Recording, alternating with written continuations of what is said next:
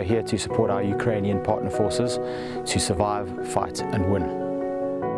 The partner forces have been very receptive to our training. It's become blatantly obvious, despite the language barrier, that they are hungry to learn and hungry to improve themselves in all aspects, obviously including soldiering.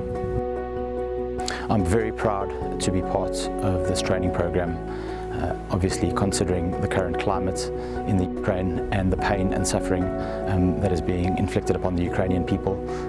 I can definitely speak for many of my colleagues in saying that we are immensely proud to be part of this and to be able to deliver training to them in order to aid their cause.